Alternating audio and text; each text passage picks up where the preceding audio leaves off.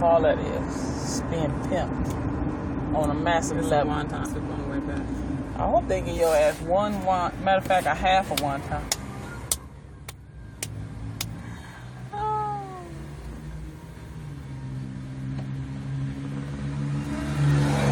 I'm usually not, one for reposting that kind of stuff.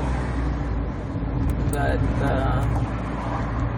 Toya had posted a video and basically put the comment in of this video is for all the people out there that, claim that it must have been something like, try to justify what police doing as far as harassing folks or I wouldn't even say justify, but make excuses. So, was it in Savannah? I think it might have been in Savannah. The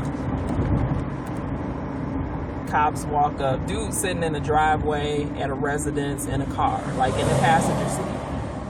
Door open, so like you sitting in the car, you talking to your family or whatever that's standing like near you on the porch or whatever, you sitting in the passenger seat just talking to them with the door open, feet out on the ground. Police walk up and ask him his name, and then he like kind of like, you looking like, what the fuck? So eventually he answered, that his name is Patrick or whatever.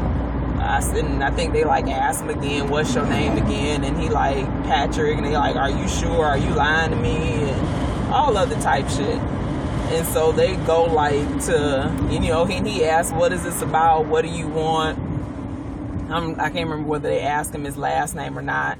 They don't ask for no ID, no proof, nothing. Or like for the person, because there's somebody else standing like right there near. Say, well, what is his name? You tell me what his name is, or, whatever. They don't do none of that. And he, like, basically, what's going on? They won't tell him what's going on. Well, you fidgeting around, get out the car. We're going to pull you out the car. And he like, nah. So this nigga's literally trying to get, like, back in the car. Like, nah, man, call my people, man. Because, which is understandable. They won't tell you why they there. All they gonna do is ask you what's your name and tell you need to get out the car, handcuff him and all this shit. And so he like, no, I told him, man, my name Patrick, I don't know what you want with me, what is this about? So he started like trying to get his wallet. He going for something. He's like, I'm getting my wallet. Like he's hollering at and all that kind of stuff. Get out the car. He won't get out the car. This nigga's damn near like going between the seats, like trying to get into the back seat to get away from them. Yeah. And they fucking tase this dude. They tase this dude, drag him out the car, have him down on the ground, pull out his wallet, and of course, it says Patrick whoever. Oh, they were serving a warrant for Michael somebody. Talking about some. He looked like so-and-so. He looked just like the suspect we was trying to get. He gonna tell the man on the porch. He said, you know who I'm talking about. Who he look like? You know who we looking for, don't you? You know who we looking for? He like, no, I don't. He's like, he looked like somebody else. Who he look like? You know who we up here for? Who else would we be over here for? And the dude said, would you be here for Michael? Yeah, you know he looked like Michael. He said, no, he don't. Like, he don't look shit like Michael. But white people, all black folks look alike. This dude is clearly darker than Michael is. The only similarity is maybe the nose isn't the same, but maybe he got a wide nose. That's it. But other than that, they don't look shit in any way, shape, or form. And throughout the video, they break it up and stuff, like writing comments, because it's the officer's cam video, and he was talking to whoever, like, I asked him for his ID, he wouldn't give me his ID, he was resisting.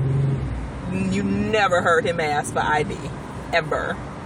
And he was a first-time offender, and they wanted to charge him with obstruction. And if he gets charged with obstruction, then that would take away his first-time offender's plea. He would potentially have to serve 7 years in jail, like, for his previous crime that he was given a first-time offender's parole for. like by, you know, basically if you violate your parole kind of thing, then your original crime is, you get charged for your original crime and you get time for it rather than parole. It's like, so he'd have to be registered as an offender. He wouldn't be able to get student loans. He'd have to drop out of school. He'd have to quit his job or lose his job. Like all this type shit because y'all tried to serve a dude a warrant and it wasn't even him. And he had to go to the hospital in order to get the prongs from them tasing him pulled out of his skin. And no, nothing happened to the police. And like within the video and stuff, like I said, they were cutting away and, you know, basically saying like, in the video, he talking to, I guess, his family member or whoever. He like, oh, I asked him for his ID. He wouldn't give it to me. And they got like the police report. Like in the police's report, he never says that he asked for his ID because he never did.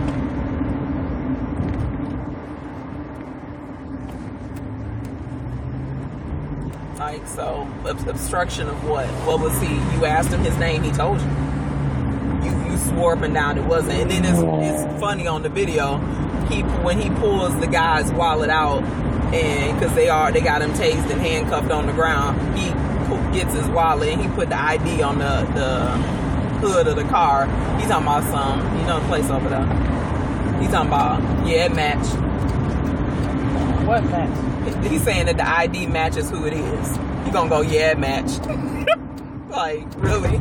Does that sound good on your video? Because in your report, you clearly write that it's not him.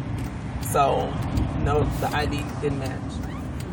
Like, you just felt it. No, was he saying it matched, meaning his name and the ID, not the person he was looking for? What was he saying match? It appeared the way he was saying. The way he was saying it, it appeared like he was saying that it matched the person he was looking for. Yeah. Like, that's the way he made it sound like they were justified. Oh, I was thinking he was saying it matched as in the name he gave versus the ID he showed. Well, that's what it eventually came down to. I'm gonna be like, I know I got it, what to do with it. Like, it's a bite right there and right there. Okay. It hurt and itch. Put something on it. You didn't let the heebie-jeebies get me. I can't believe that. Keep talking. I'm going to take you in the bathroom and put my heebie-jeebies on your forehead.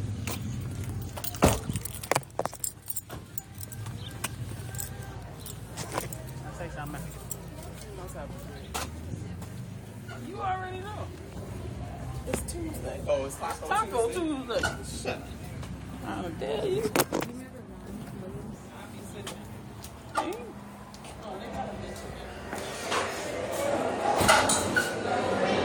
Thank you, you too.